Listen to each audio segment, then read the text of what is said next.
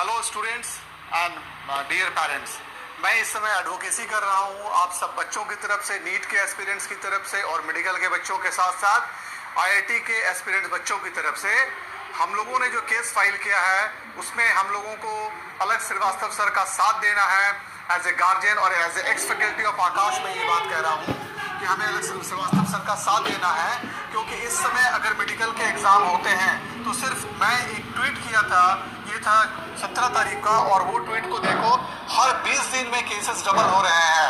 आज के डेट में 28 लाख प्लस हमारे यहाँ कोविड के केसेस हो गए हैं और 50,000 में सिर्फ 20 कम 49,980 डेथ हो चुके हैं। ऐसे केसेस में बच्चों के साथ बच्चों के पेरेंट्स का मूवमेंट होगा। हर कोई अपने स्टेट से दूसरे स्टेट में अपना अपना सेंटर दिया हुआ, इतने दूर जाना होगा, बच्चों को आना होगा गाड़ी में या ट्रेन में, और ट्रेनें भी नहीं चल रही हैं। ऐसे केसेस में सभी बच्चे और उनके पेरेंट्स एट रिस्क होंगे कोविड के, और इतना बड़ा रिस्क गवर्नमेंट नहीं ले सकती है। इसीलिए सुप्रीम कोर्ट को भी ये समझना होगा। सुप्रीम कोर्ट भी एक्चुअली गवर्नमेंट को स्पॉन्सर करती है, सुनती है, लेकिन सुनने के बाद जजमेंट लेती है।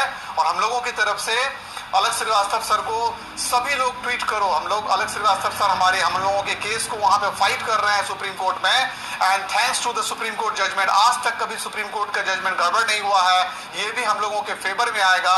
इस डेट को डिले होना चाहिए। जब तक कोविड का वैक्सीन नहीं निकले ये एग्जाम पोस्टपोन हो जाना चाहिए और उसी समय ये एग्जाम होना चाहिए। थैंक्स। और मेरे ट्वीट के साथ आप रीट्वीट कीजिए। लाखों की संख्या में मेरी बातें प्रधानमंत्री तक, सुप्रीम कोर्ट तक और अलग श्रीवास्तव तक पहुंचनी चाहिए। डेथ टोल भी बढ़ रहा है।